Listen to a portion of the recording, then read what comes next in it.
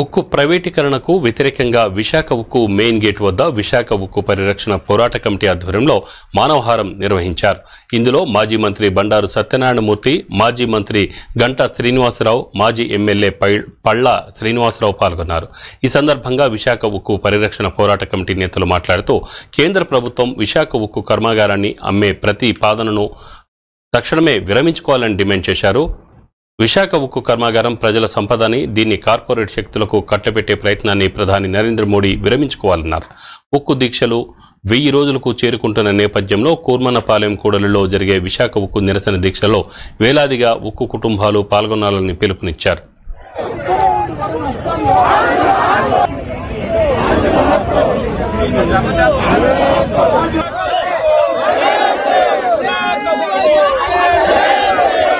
Visakhapatnam steel plant ఇది ఏదో పోరాటం చేసి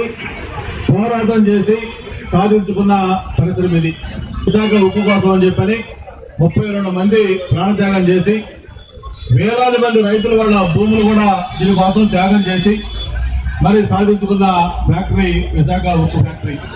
విశాఖపట్నం పేరు కూడా ఈరోజు ఉక్కు నగరంగా మారిందంటే అది విశాఖపట్నం స్టీల్ ప్లాంట్ పెట్టి. అటువంటి విశాఖపట్నం స్టీల్ ప్లాంట్ అనేది ఈ రోజు 100% ప్రైవేటైజేషన్ చేస్తామని చెప్పని కేంద్రం నిర్ణయం తీసుకున్నప్పుడు దాని నిర్ణయం పట్ల స్పందించిన తీరు మనం ఈరోజు చూస్తా ఉన్నాం. స్టీల్ ప్లాంట్ మన విశాఖకే కాదు, all India world wide steel plant లో ధరల స్థాయి చెందుతారు.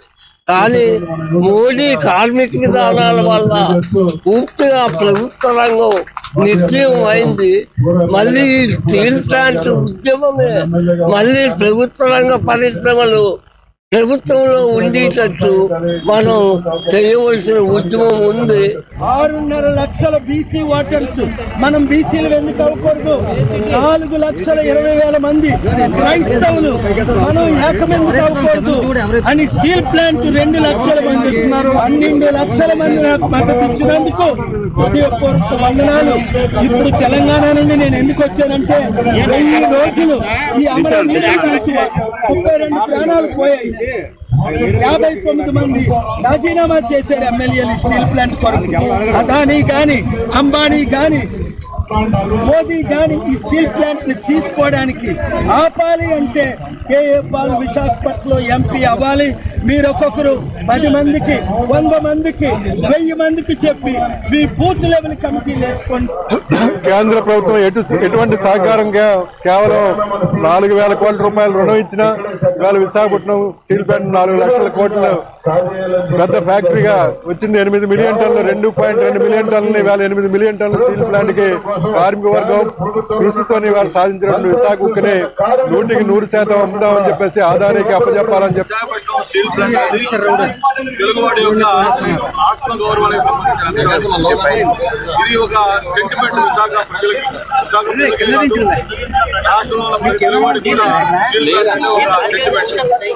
అటువంటి స్టీల్ ప్లాంట్ పూర్తి సాగు చెప్పి ప్రైవేటైజ్ చేస్తామంటే